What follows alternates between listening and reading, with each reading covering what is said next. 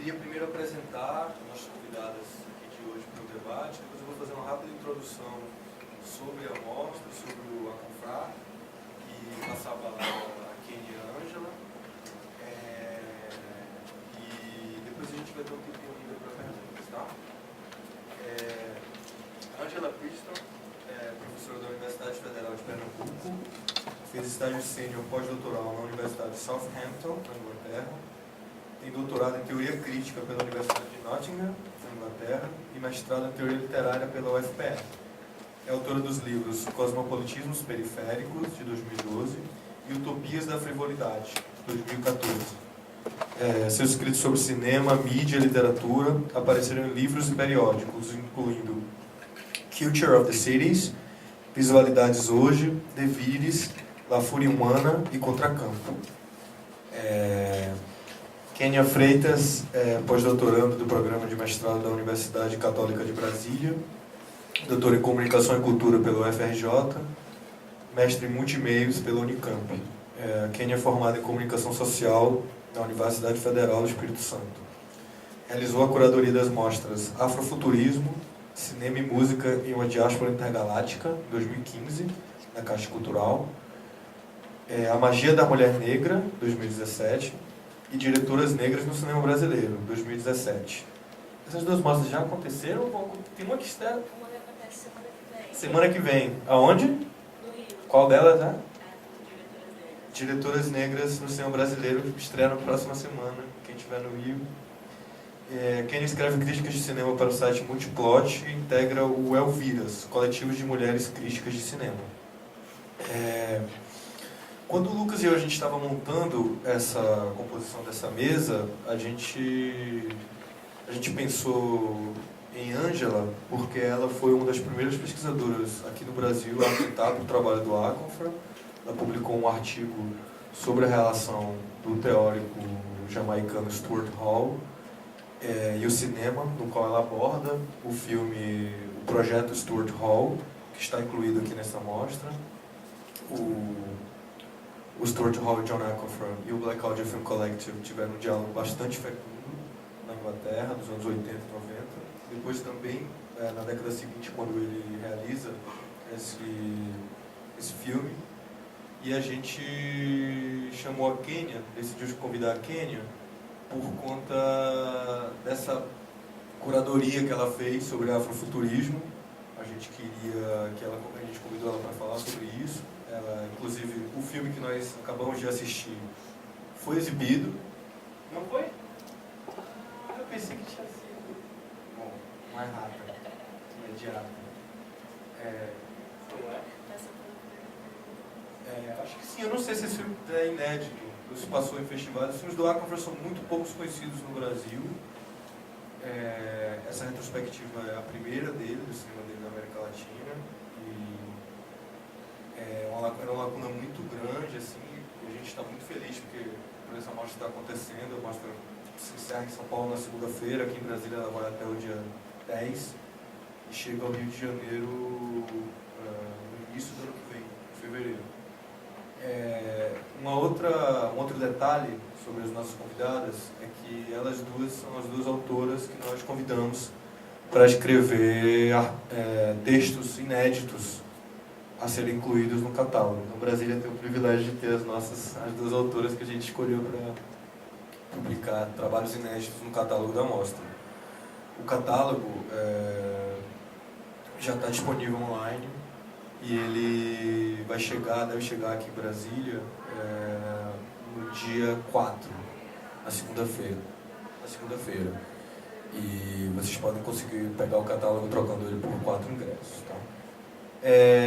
O John Aconfrá, ele surge, ele é um diretor ganês, ele nasce em Gana no mesmo ano em que Gana se emancipa, e ele é um diretor que a experiência do colonialismo produz um corte fundo na vida dele, né?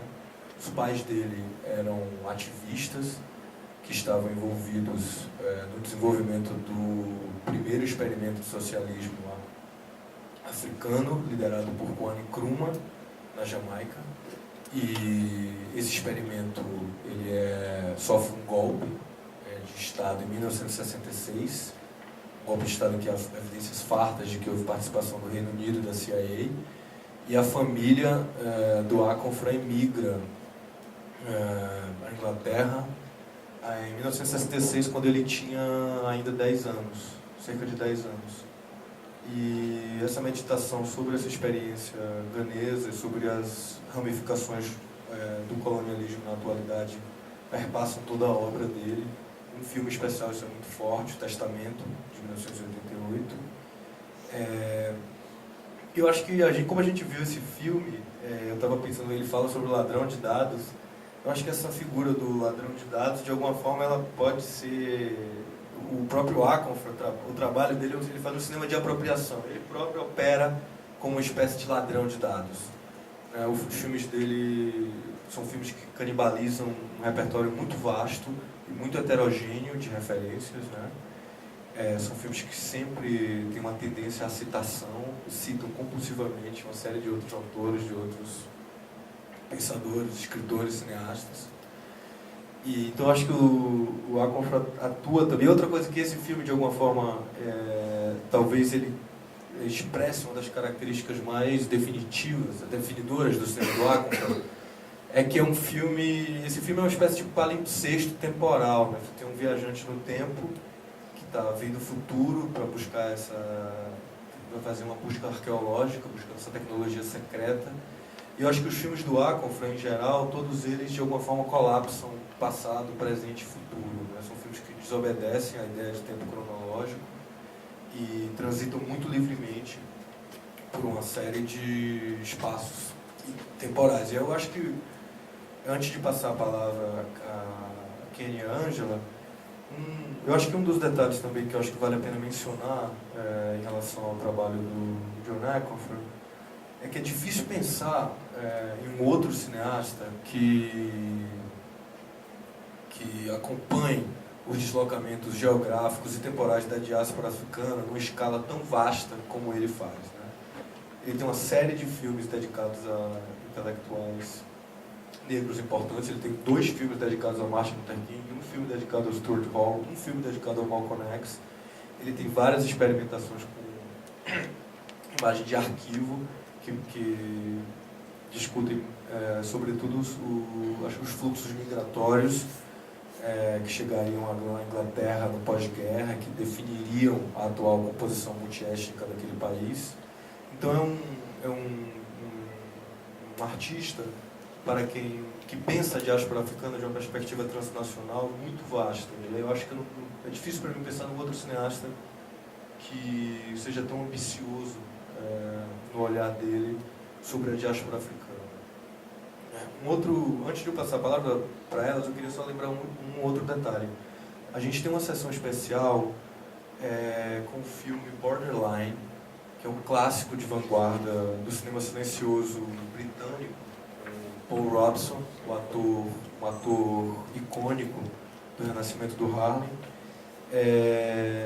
E é um filme que a gente escolheu passar porque esse filme, o John Aconfrey tem uma preocupação muito grande com a história do cinema. De alguma forma, o cinema dele, ele é um autor de cinema que também escreve muito, tem uma produção teórica muito interessante. A gente traduziu uma série de textos dele no catálogo, e ele percebe o Borderline como uma espécie de momento utópico na história do cinema. Uma história do cinema que, segundo ele, está amplamente ancorada na supremacia branca, né? Apoia e fundamenta a supremacia branca. Então eu queria convidar vocês a ver essa sessão. Ela acontece no dia 2, no sábado. Ela tem no dia 2, sábado, às 19h30. E vai conseguir ver? E ela acontece também, ela tem uma outra sessão que vai acontecer... Eu acho que tem uma outra sessão desse filme ainda. Eu acho que as 2 sessões dele acontecem na última semana. Depois vocês podem olhar esse folder com a programação da mostra. Está disponível ali na porta. Então eu acho que é uma sessão muito especial, assim, de um filme que é muito pouco conhecido aqui no Brasil também. Tá? Então por isso eu queria passar a palavra aqui. Muito obrigado.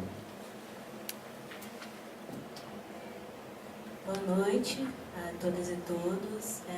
Queria começar agradecendo ao Rodrigo e também ao Lucas, que não está aqui presente, né, mas pelo convite para estar aqui nessa conversa, para ter escrito o texto no catálogo, e esse diálogo, assim. Como o Rodrigo falou, eu conheço o cinema do Alconfrá por causa do afrofuturismo, por causa das pesquisas que eu comecei a fazer para essa mostra, né, que eu organizei em 2015, cheguei no Último Anjo da História, e aí, assim, tive uma frustração muito grande, que no fim das contas a gente não conseguiu passar o filme, então eu fico feliz, assim, duplamente por ele passar aqui, finalmente.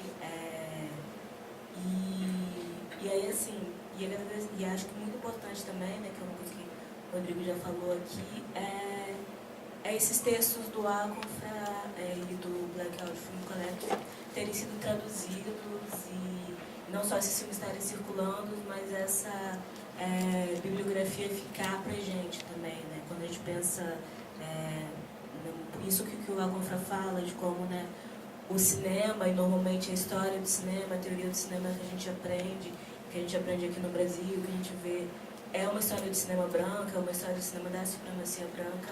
É muito importante quando a gente consegue ter esses espaços de ter o cinema negro, de ter pensadores de cinema negros traduzidos e disponíveis e acessíveis. Assim, acho que isso começa um trabalho para a gente conseguir ampliar um pouco, né, as nossas referências, ampliar um pouco as ideias do que seria, né, essa formação em cinema e esse pensar pelo cinema. Assim. Eu acho que tem um pouco essa ideia, né, no filme do Alconfrá, de não só o cinema como obra, mas o cinema também como um lugar de reflexão muito profundo, né, que a gente vai vendo em vários. Eu acho que o Último Anjo, que vai acabar sendo, que eu vou falar um pouco mais aqui, acaba sendo bem exemplar disso, né, ele é quase uma tese, ele é quase um texto sobre alguma coisa, além de ser um filme. Então, acho que esse lado é bem importante, assim. Então, obrigada, Rodrigo. E aí a ideia, né, um pouco dessa fala é pensar um pouco essas relações entre o Último Anjo da História e o afrofuturismo, que acaba sendo um campo de pesquisa que me interessa bastante. Eu pensei de certa forma, né, eu escrevi isso um pouco no texto, do que está no catálogo. Acho que esse filme, ele é um dos pilares, ele é um dos fundamentos teóricos para a ideia mesmo de afrofuturismo. Assim. Esse é um filme de 95, o afrofuturismo surge como termo pela primeira vez em 93, então tem uma proximidade muito grande entre o momento que essa ideia está sendo formulada e que ela começa a ser discutida e o lançamento desse filme pelo Alconfrá. Assim. Eu queria começar relendo um trechinho de uma fala do Greg Tate no filme, que eu acho que ela dá um pouco o tom, né, de para onde o filme vai, assim, em relação a isso. Vou ler aqui esse trechinho, abre aspas.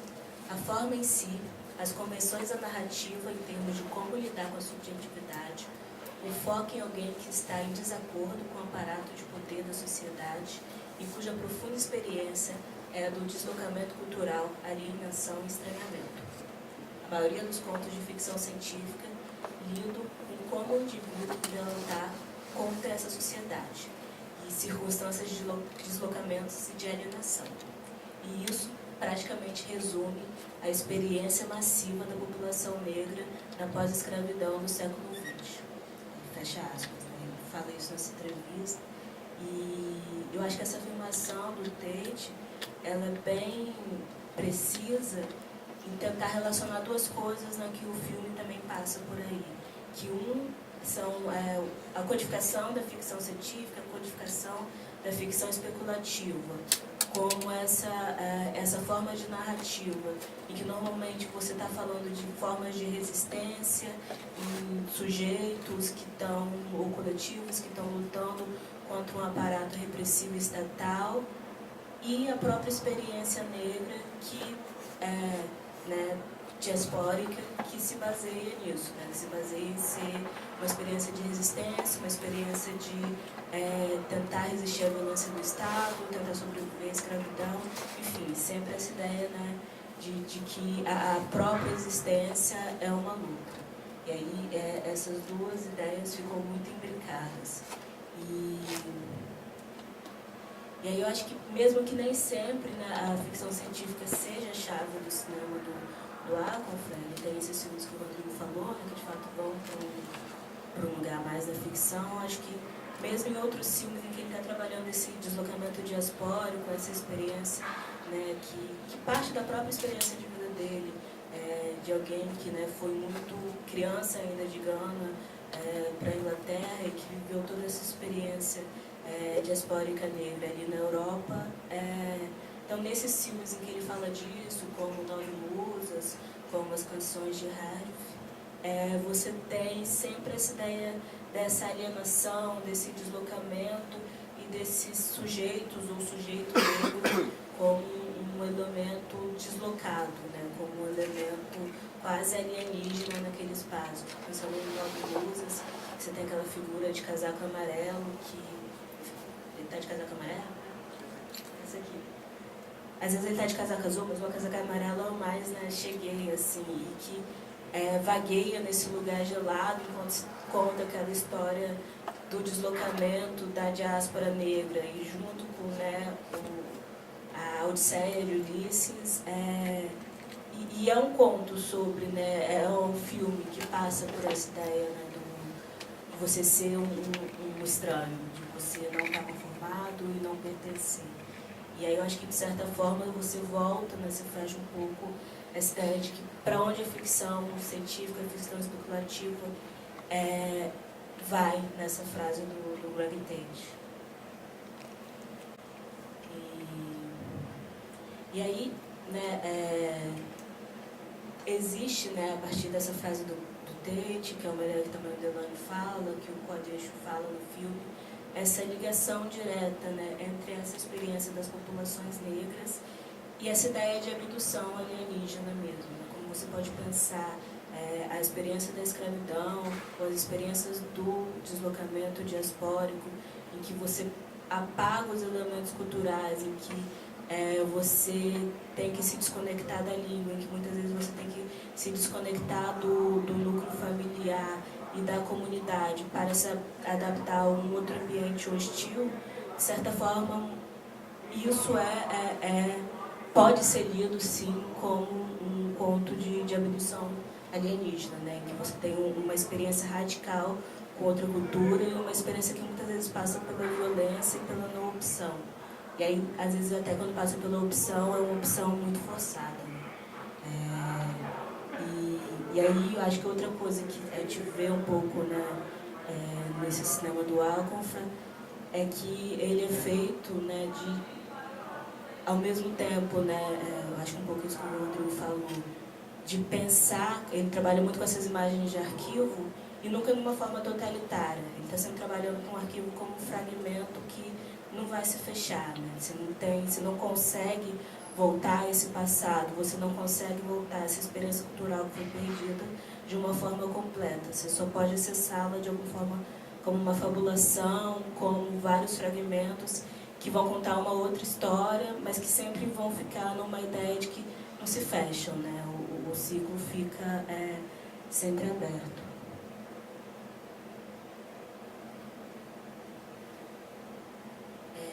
E aí, entrando um pouco agora, já, né, mais especificamente no Último Anjo, eu acho que ele tem muito essa ideia, né, de pensar essa diáspora negra a partir dos apagamentos, sobretudo quando ele chama, né, ele traz essa figura do ladrão de dados, que vai ser quem vai tentar, a partir, né, dessa busca dele, coletar momentos da experiência negra do século XX para pensar essa história.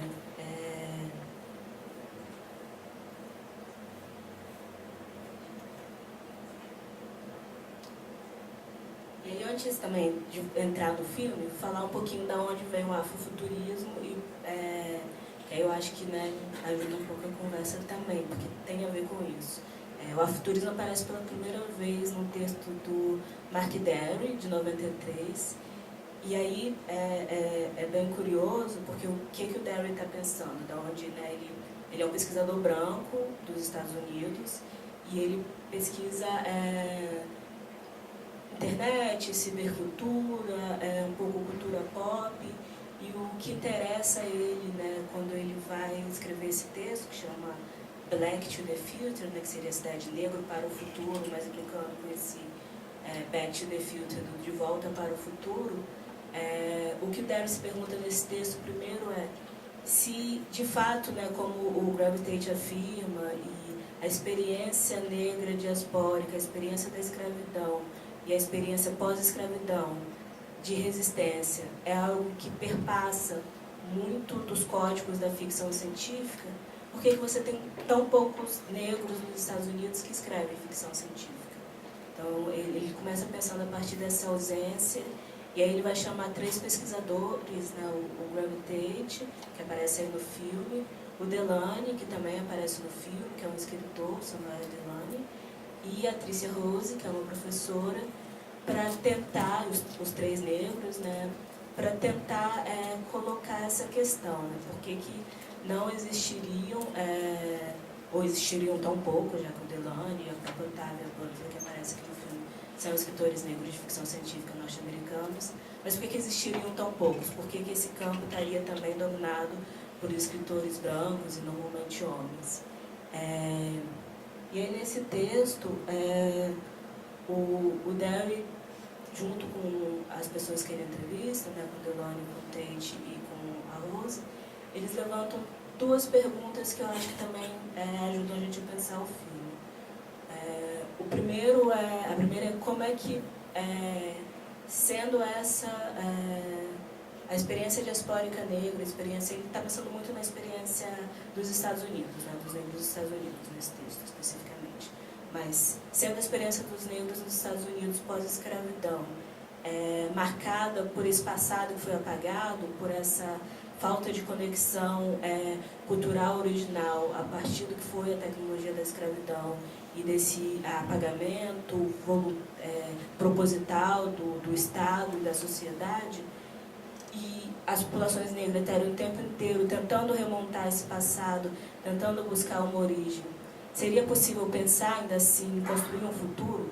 Quer dizer, se você está o tempo inteiro tentando remontar um passado, há possibilidade de pensar um futuro, apesar disso? E a outra pergunta que ele faz é que futuro seria esse, né?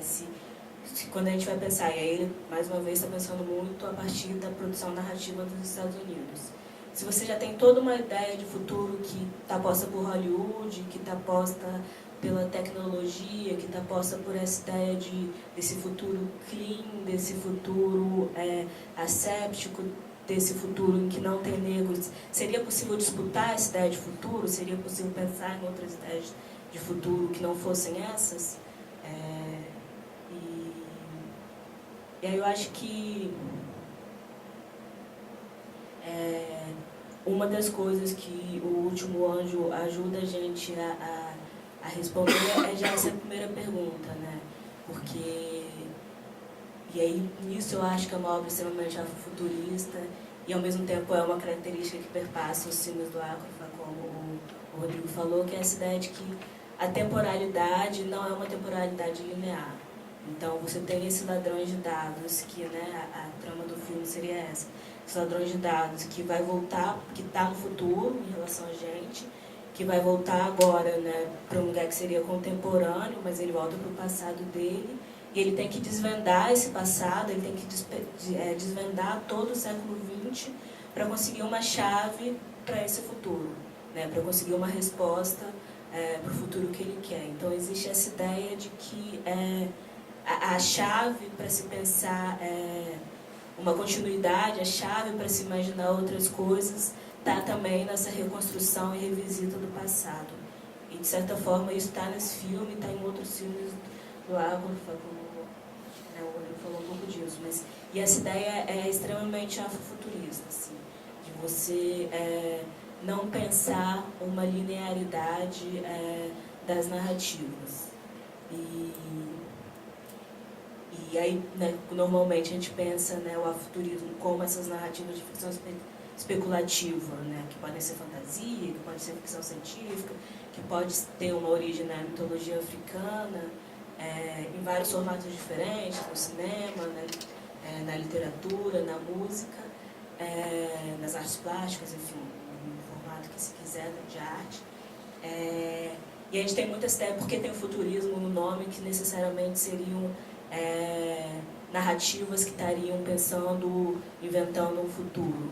Mas essa ideia de inventar um futuro muitas vezes passa também ou por essa fabulação do passado, por essa reconstrução do passado, por esse passado recriado de uma forma livre, e mesmo também por uma subversão do presente.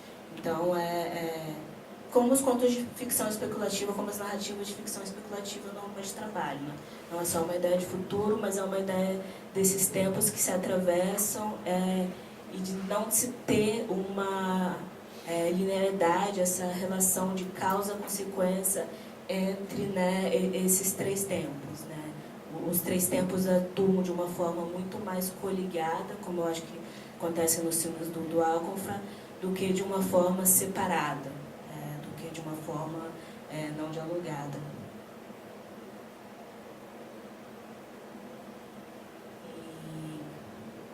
E aí é bem interessante, né, no filme, algumas figuras que ele vai trazer, assim, que ele fala um pouco delas.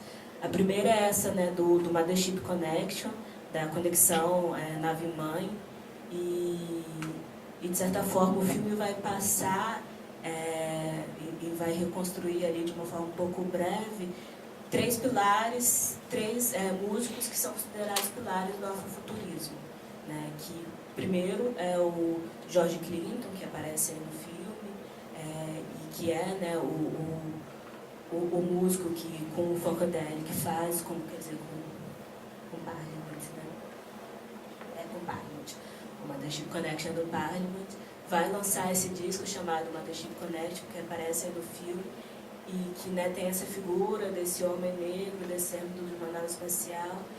E aí, o George Clinton, né, eles contam um pouco isso no filme, mas é bom voltar, ele vai incorporar ao trabalho dele, à música dele, essa fabulação, essa história desses personagens que viriam do espaço, sobretudo na figura do Starchild e do Dr. Frankenstein, e que viriam do espaço para tocar música e para, através da música, libertar a população negra americana da opressão que ela sofria nos anos 70.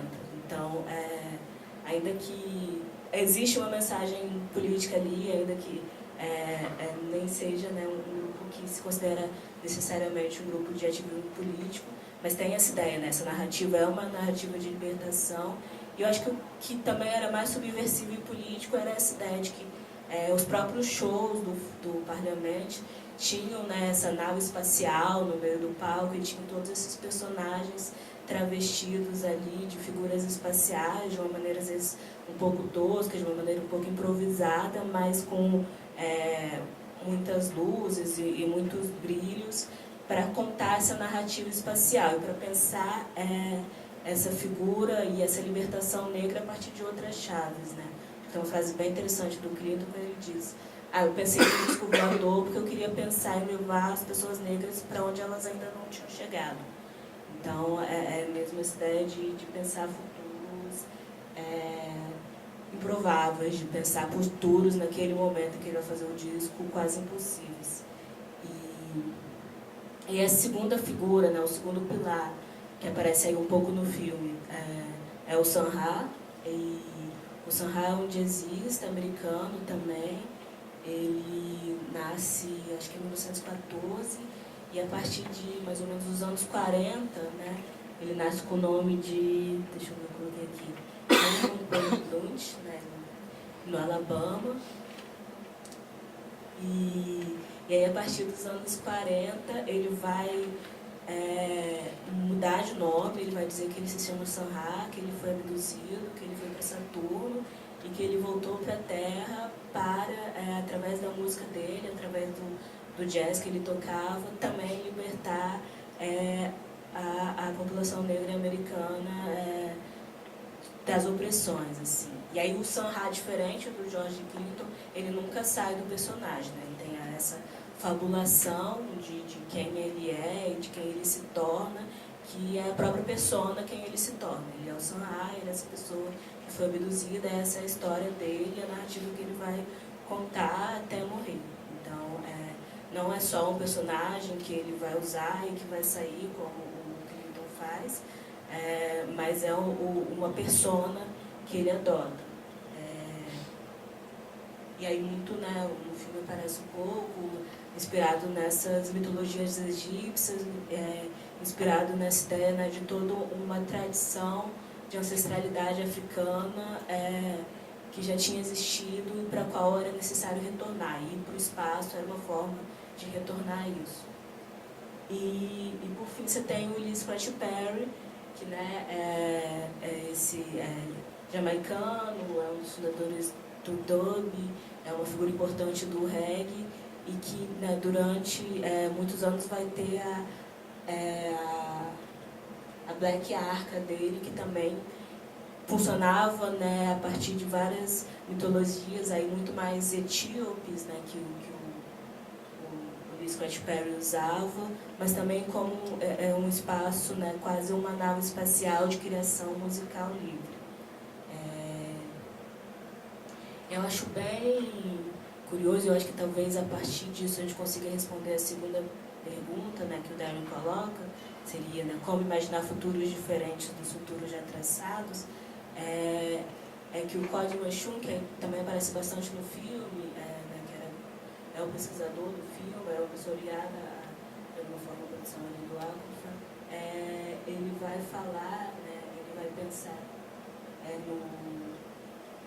num livro que ele escreve em 98, né, então alguns anos depois do filme, chamado Mais Brilhante que o Sol, sobre ficções sônicas, como, de certa forma, essas três figuras, apesar de estarem fazendo músicas totalmente diferentes,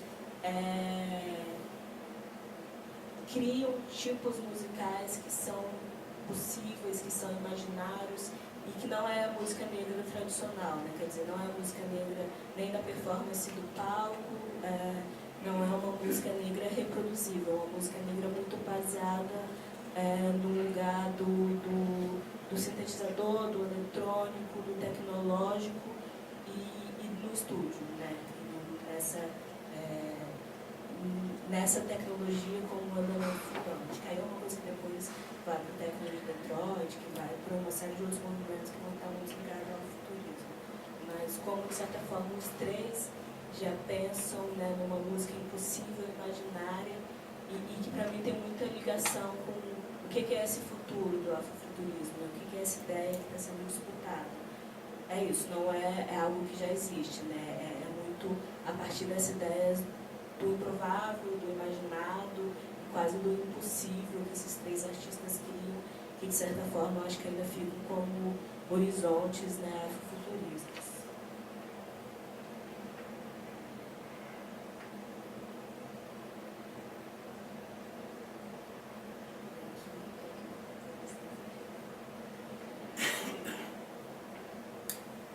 Eu acho que existem, né, algumas outras coisas importantes para a gente pensar no filme.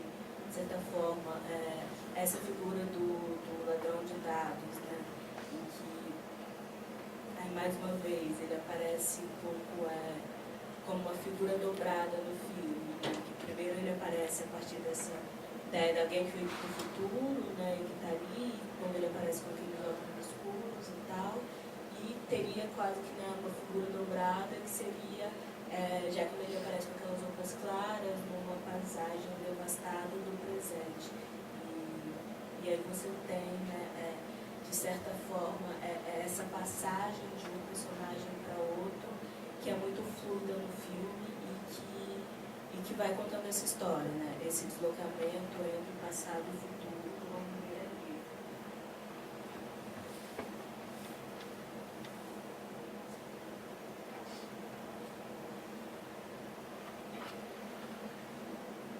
E aí só, né, acabando, queria fechar com uma frase do Paducho, acho que é ele falando do último anjo. Ele vai dizer, abre aspas, o afrofuturismo seria um programa para a recuperação das histórias de contrafuturos criadas em um século hostil à projeção afrodiaspórica, e também como um espaço no qual o trabalho crítico de produzir ferramentas capazes de intervir no atual regime político que pode ser levado a cabo. Fecha aspas.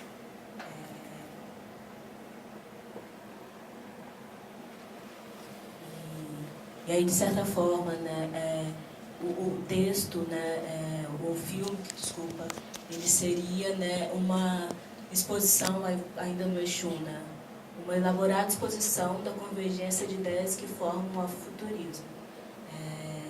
E aí eu acho que o que está um pouco em jogo, né, quando a gente pensa no filme, quando a gente pensa no momento que ele é feito, é justamente essa forma, e que aí, mais uma vez, está muito em outras obras do Aconfa, que é de como é que você, pelo audiovisual, por uma obra, por um filme, você não só passa, né,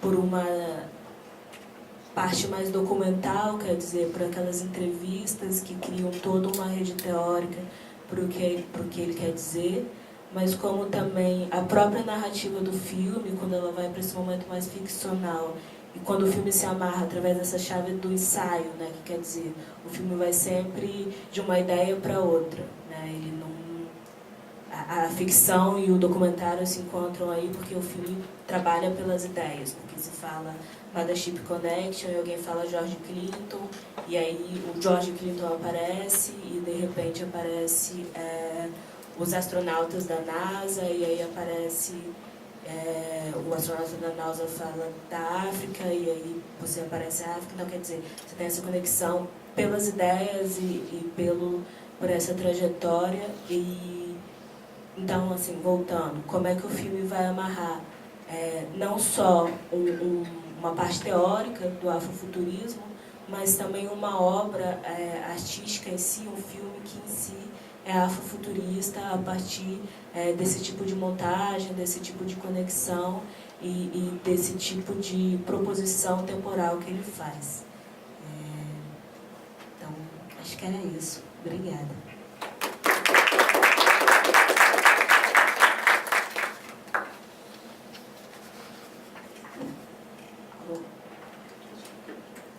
Boa noite, meu nome é Ângela Piston, eu queria agradecer o convite feito por Rodrigo e por Lucas Murari. Assim, realmente fiquei muito contente, né, de ver esse interesse, né? Eu vou talvez repetir algumas coisas, né, tanto que Rodrigo e Kênia falaram, mas lembrando o que Kênia falou sobre esse interesse no cinema negro, essas mostras, né? E a gente conversava um pouco antes da sessão começar sobre a coincidência feliz, né? nos últimos meses, né? No último mês, que a gente teve a mostra de cinema africano no Rio, né? Foi no Rio. E depois a gente teve a mostra LA Rebellion, lá em Recife, né, no Festival Janela Internacional de Cinema, que foi realmente muito impressionante, assim, a repercussão, o debate gerado por essa mostra. E agora, quer dizer, essa intensidade. Né? Eu, como o Rodrigo já mencionou, meu contato com a Aconfa, ele se deu via Stuart Hall. Né? Eu conheci o cineasta a partir de uma ligação muito forte, né? Minha formação na Inglaterra, numa espécie de auge dos estudos culturais, né? auge da discussão sobre a diáspora. E aí eu me deparei, assim, o primeiro filme que eu vi dele é talvez o mais célebre, eu não vi tantos assim, mas foi a canção de Hemsworth, né? Então, e a primeira coisa que me chama a atenção, né, quer dizer, que eu conheci justamente lendo um texto de Hall sobre o estereótipo, né? Hall, um dos aspectos que eu trato no texto é justamente como Hall, não sendo uma pessoa de cinema, embora ele tenha dado cursos de cinema, ele estava lá nos primórdios lá tanto da New Left Review como lá no BFI, né, no British Film Institute, ele estava envolvido em formação de adultos para o audiovisual, mas ele não era um teórico do cinema, né? Mas é muito impressionante ver como, embora ele não tenha sido um teórico do cinema, como as ideias dele tiveram um impacto enorme, né, na emergência de um cinema negro britânico, particularmente o Black Audio Film, e em outros cineastas também, né, Isaac Julian, uma série de outros cineastas não diretamente relacionados com o coletivo, né? E aí, Black Audio Film Collective, né? Então, assim, eu tive esse impacto. E aí, eu na verdade, tinha pensado em começar essa intervenção aqui no debate com duas imagens, né? Duas imagens que têm a ver com esse impacto que o filme me provocou, né? Que foi, primeiro, a imagem que um dos textos do catálogo que o próprio Akomfa fala, né? Que é essa imagem de Janus, né? Essa figura bifronte que está olhando para frente e está olhando para trás, né? Tem duas faces. Essa dupla face, que eu acho que ela é definidora do cinema dele. Eu acho que não é só o filme que a gente viu hoje, não é só o filme que eu trabalhei mais diretamente, que é o projeto de Stuart Hall, nem é também somente As Nove Musas, mas é uma espécie de dimensão, é uma textura temporal, né, conferida por essa ideia, né, essa ideia de você estar... E a outra imagem, né, tem Janus, né, essa figura bifronte, e você tem a outra imagem que me parece poderosíssima na obra dele, que é o anjo da história benjaminiano, né, que é essa figura, né, eu até procurei aqui a citação, mas acabei não encontrando, de Benjamin, que ele fala, que é um poema, né, de Scholem, que é minhas asas estão prontas para o voo, se eu pudesse eu ficaria, né, eu não lembro exatamente como é que é. Pois é, não posso juntar os caquinhos, mas ele está olhando, quer dizer, ele está voltado para frente, mas assim, ele não consegue tirar os olhos do passado. Eu acho que essas duas imagens definem a obra de Akomfa, né? Assim, como ele vai recolher essas imagens, né? Ele né, vocês já apontaram aqui, é um ladrão de dados, né? Um ladrão de imagens, ele, quer dizer, é um colecionador de imagens. E o que me parece fundamental nessa coleção de imagens não é apenas essa reunião, mas como essa reunião de imagens ela confere uma textura, né? Ela, na verdade, assim, essas imagens do passado, eu acho que isso é particularmente claro nesse filme As Nove Musas, como essa junção de imagens do passado, elas conferem a possibilidade de uma imagem alternativa, né? Como o Kenia já colocou aqui, né? Coletando essas imagens, ele processa essas imagens no presente e oferece uma espécie de versão, né? Eu acho que outra palavra-chave aqui, né, que está relacionada com essas texturas temporais, é a ideia de utopia. A ideia de utopia. Muitas vezes marcada necessariamente por uma relação intensa com a distopia. Você tem também essa ideia do o bifrontismo de Janus, não tá relacionado somente com a questão temporal, mas com a questão de como é que você encara, né, essas realidades alternativas. Essa dimensão, a possibilidade de uma utopia e a possibilidade também de uma distopia. Anotei também algumas coisas aqui que eu queria falar. Sim, então essa ideia do anjo da história, né? que é basicamente assim, uma espécie de versão um pouquinho modificada desse bifrontismo. Né? Então, eu acho que é uma chave interessante para pensar o trabalho dele. Do ponto de vista formal, né? Então é interessante pensar, né, nessa coleção de imagens, né, também como um projeto benjaminiano de reescrever a história, né, de repensar a história, de deixar vir à tona essa história dos subalternos, dos marginalizados, dos vencidos, e justamente, né, por isso que eu falava dessa dimensão utópica, e do ponto de vista formal é uma atitude assim, muito ousada e ao mesmo tempo é muito preciosa, né? Essas imagens são imagens pouco vistas, né? São imagens raras, né? São imagens que são recontextualizadas, né? Que elas são colocadas de modo a permitir essa leitura alternativa. Eu falaria um pouco também, assim, eu falei para vocês, o primeiro filme que eu vi foi a Canção de Handsworth, e aí depois, assim, fiquei interessada, mas eram filmes difíceis de conseguir. Mesmo na época que eu fazia o doutorado na Inglaterra, não era uma coisa, não era muito eu queria fazer apenas umas duas observações e abrir para as perguntas. Uma primeira observação é que a Ângela citou a videoinstalação do Stuart Hall, e hoje o John Aconfrey é sobretudo reconhecido como um artista que atua no espaço dos museus e das galerias. E infelizmente a gente até pensou em trazer essas videoinstalações de 3 canais que ele faz, tem uma nova de 7 canais para o CCBB, não foi possível. No entanto, a gente tem uma sessão muito especial, com 3 videoinstalações dele, que são os trabalhos mais recentes dele, são videoinstalações de um canal, que serão exibidas aqui no Espaço do Cinema.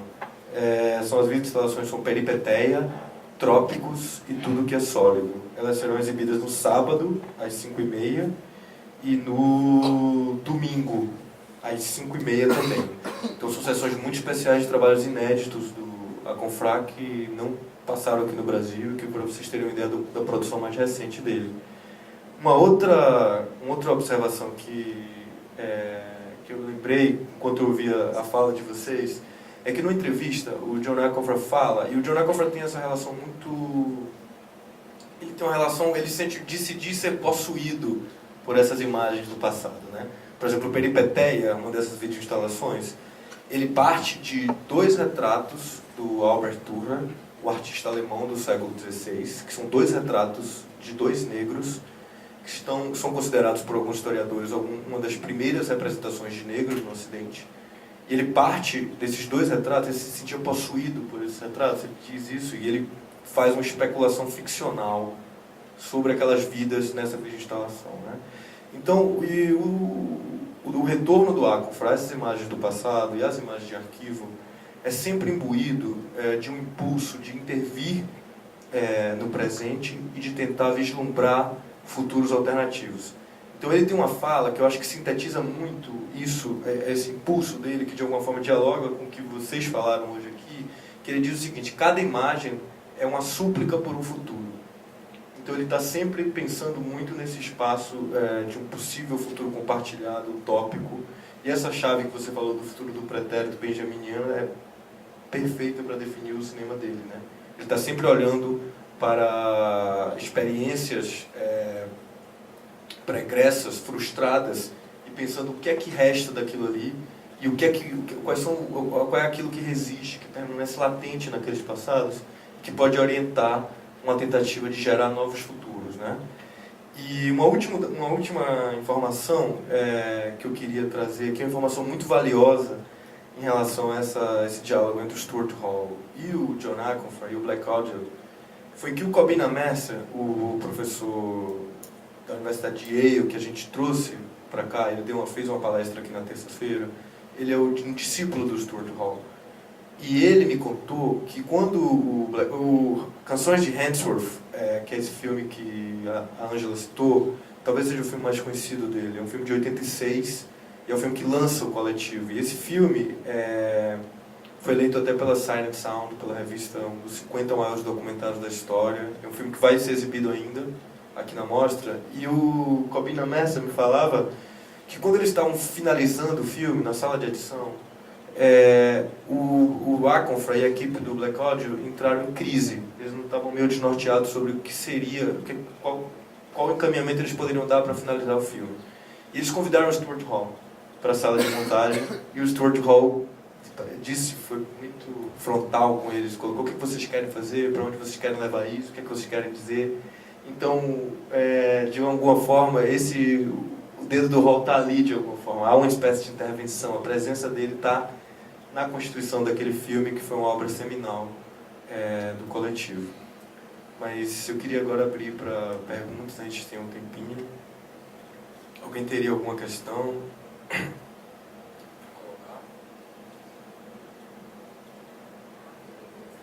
Não temos muito tempo. Claro, ou comentários também, por favor.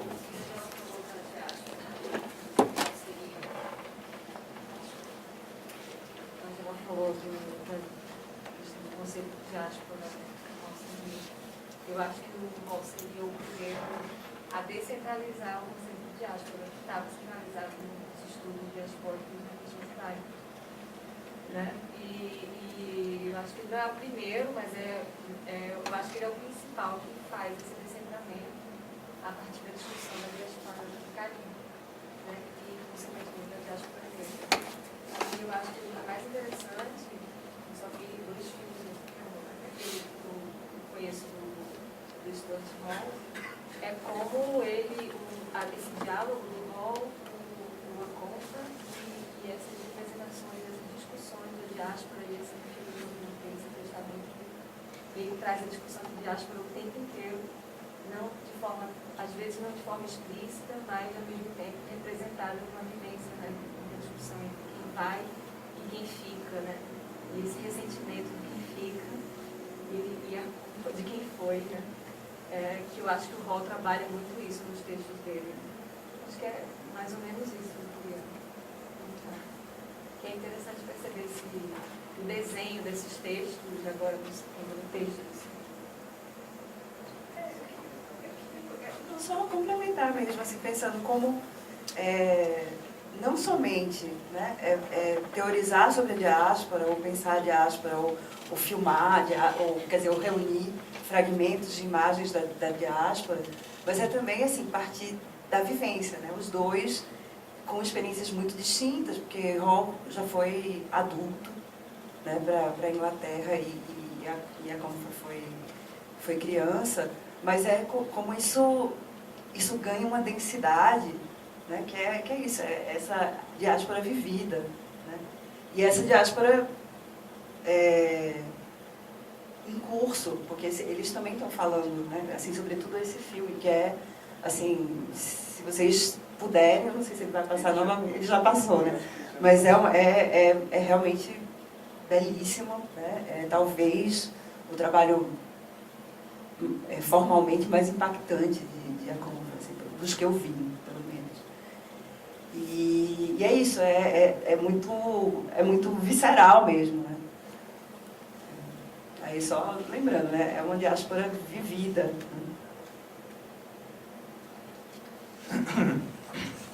Tentar fazer 2 perguntas, não me estender demais, mas a primeira é o seguinte: não sei se vocês veem, e talvez particularmente a professora Ângela tenha pensado nisso, sobre uma relação, né, da afro-ciberdelia ou afro-ciberbélia, né, do Chico Sainz, Nação Zumbi, né, com o afrofuturismo, né, porque é interessante que esse termo, né, que foi sugerido por alguém de fora da banda, entrou é o título de uma música lançada no primeiro disco, né, de 95, era Mal Causa, e depois se torna o título do segundo disco, no qual ele se transforma numa espécie de projeto, né, um pouco de brincadeira, mas muito sério também, né, e relacionado a isso, eu perguntaria como vocês veem, talvez, como é esse nome?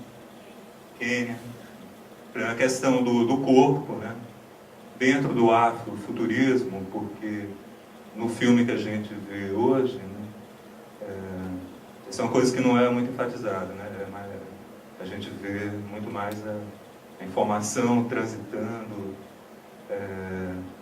entre diferentes, né, tempos e espaços, podemos dizer assim, talvez, porque esse elemento afro, dentro da afro-ciberguia, por exemplo, pode ser visto também como essa presença do corpo, né? E como se coloca lá no texto do Braulio Tavares, a herança genética da humanidade. Então, uma outra questão é essa relação com o Walter Benjamin, né, que realmente é levado a pensar, né, antes da história, né? Eu acho que ela está muito presente também no filme do Godard, as histórias do cinema, né, que obviamente tem todo esse trabalho de remontagem, né, do passado, basicamente de filmes, mas também de muitos textos e fotos e tal.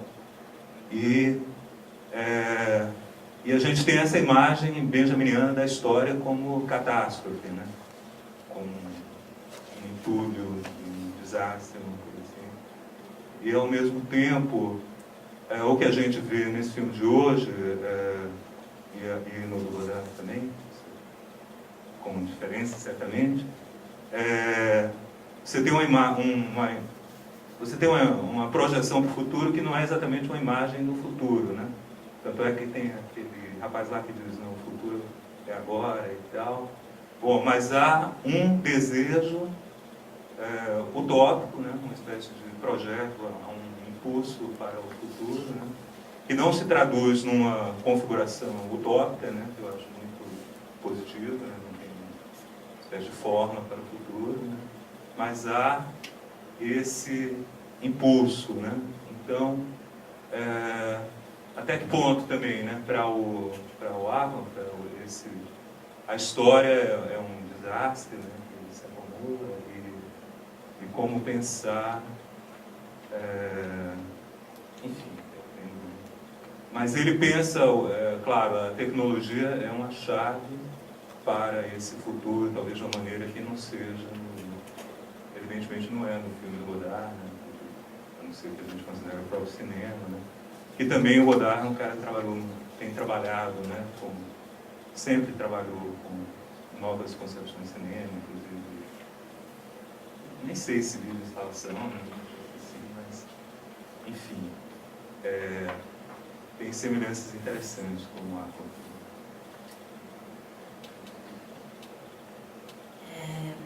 Acho que uma coisa, só da segunda pergunta eu vou comentar mais rápido, aí eu respondo, mas que essa ideia de tecnologia no filme e acho que na própria obra do Alconfra, também não é uma tecnologia que é só a tecnologia, né, de digital, assim, ele fala muito da digital, mas acho bem interessante quando ele pensa ali que a ideia de você dominar o blues era em si uma tecnologia negra.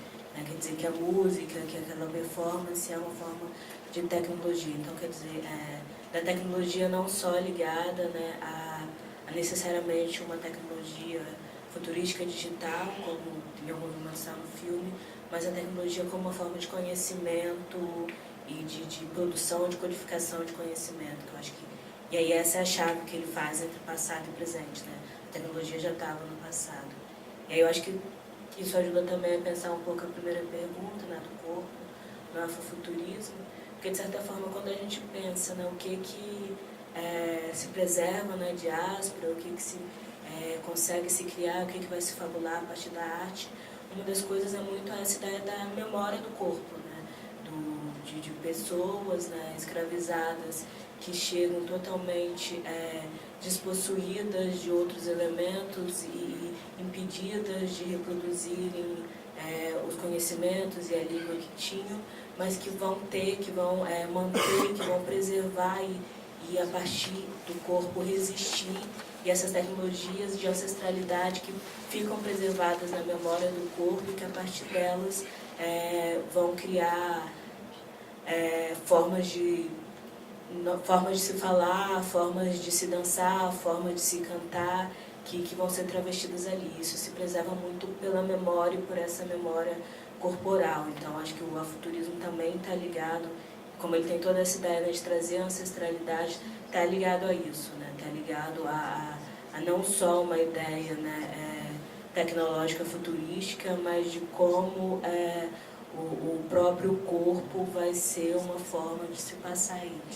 de se passar isso para frente, mesmo que a tecnologia não esteja, essa memória corporal de uma ancestralidade, desse passado que não se deixa para trás, mas que é uma forma de acessar o futuro como algo importante.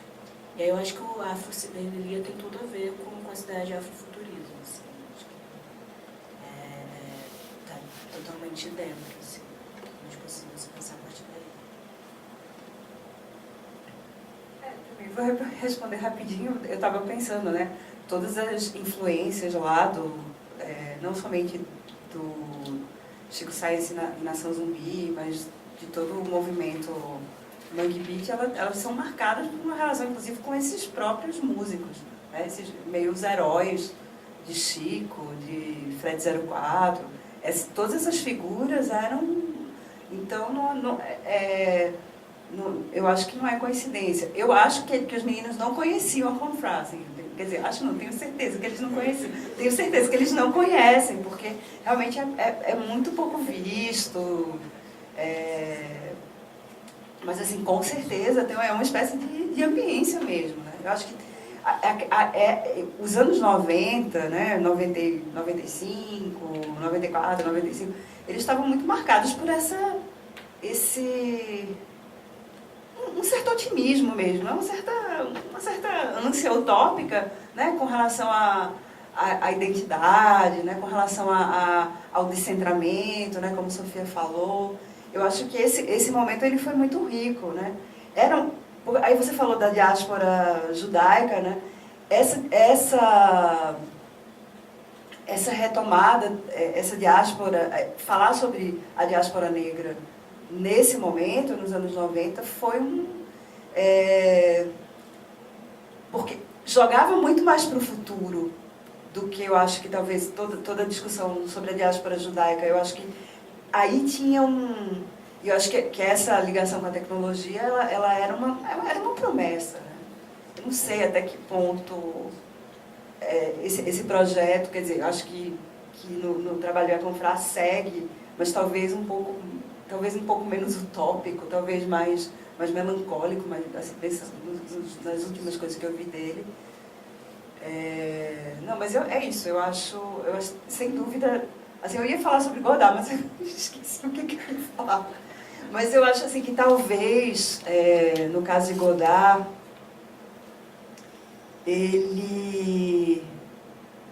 esse recurso às imagens, né, esse trabalho, essa arqueologia das imagens que ele faz, tem uma dimensão, uma compreensão, talvez mais centrado na própria forma, né? Bom, mas assim, acho que tem, claro, implicações políticas muito fortes, né? Mas tem que pensar melhor nessa relação. Curiosamente, o Aconfran responde um pouco a sua pergunta num dos textos do catálogo, Digitop e os Espectros da Diáspora. Nesse texto, ele tenta formular uma espécie de... formular a relação do cineasta diaspórico com a história a partir das tecnologias digitais. Ele vai falar que ele admira muito o História do Cinema, que é muito potente, uma obra muito potente, mas que você pode ver esse filme todo sem notar que houve negros na história do cinema inteira. Então ele, de alguma forma, ele critica o Godard por isso, né? E eu acho que a relação do Aconfra com Godard, de Aconfra e Godard com relação à história, e se você pensar na veia ensaística do Godard e do Aconfra, um elemento eu acho bastante distinto entre esses dois cineastas.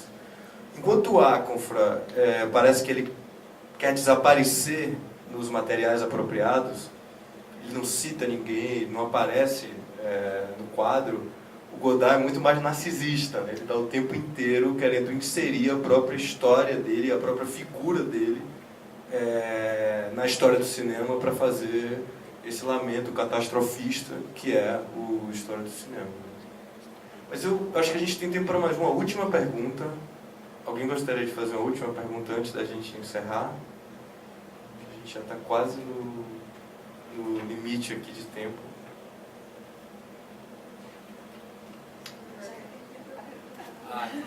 Pode. Enfim, porque Kênia falou sobre essa questão de remontar o passado para pensar o futuro, né? Como a experiência dos negros norte-americanos. Aí depois, quando o Rodrigo citou a Aconfra, falando que cada imagem é uma chave para o futuro. Uma súplica. Uma súplica. Eu fiquei pensando sobre essa coisa do arquivo, né? Que é tão presente na obra. E fiquei pensando se o arquivo em si seria um objeto afrofuturista. E eu queria, enfim, que vocês comentassem essa minha ideia. Eu acho que como o Aconfra usa e como outras pessoas usam, né? E aí eu acho que nesse filme tem uma coisa bem interessante do arquivo, que eu acho que até a Laura Marques comenta num texto que ela escreve sobre esse filme, que é essa ideia um pouco de que as imagens de arquivo nesse filme às vezes são muito rápidas e a gente nem consegue percebê-las direito, né? Não é aquela imagem de arquivo que você pode mergulhar e parar nelas, né? Uma imagem de arquivo que uma vai se sobrepondo, às vezes até com aquela montagem acelerada, né? De coisas que piscam na tela, mas que a gente não consegue. E aí, muito talvez, né, nesse filme funcionando como uma ideia de dado a ser acessado, mas que o cinema joga, mas ele não vai te dar o acesso total ali. E aí eu acho que aí nessa pegada, essa ideia do afrofuturismo vem ainda mais, né, de como essas imagens se tornam, né, esse elemento digitalizado, entre aspas, ali, para a ideia do filme, mas esse elemento desmaterializado da imagem, de alguma forma, para você reconstruir esse passado. Não quer dizer uma remontagem de passado, é uma escavação, mas que ao mesmo tempo não se dá de forma completa, né? Você tem sempre saída ao passado que seria essa busca de futuro, mas que não se termina, né? E eu acho que aí tem muito a ideia do afrofuturismo, de como você vai recriar esse passado, mas como você não vai recriar esse passado mesmo, né, no sentido mais clássico da questão, no sentido mais, né, talvez racionalista. E aí não, a ideia é pensar essa relação entre passado e futuro, menos a partir de você acessar as imagens, entender as imagens e a partir daí chegar a uma conclusão de futuro, mas como a experiência em si de passar pelas imagens seja uma forma de construir outras, assim. Acho que tem um pouco nesse filme essa jogada. Eu acho que aí as imagens de arquivo funcionam nesse lugar do afrofuturismo muito bem, assim. Pessoal, a gente tem que encerrar, mas eu agradeço muito a todos que vieram e convido vocês a acompanhar essa reta final da mostra. Eu acho que, curiosamente, alguns dos melhores filmes estão programados agora, então eu convido a todos a continuar vindo, tá? E o catálogo estará aqui na segunda-feira. Muito obrigado.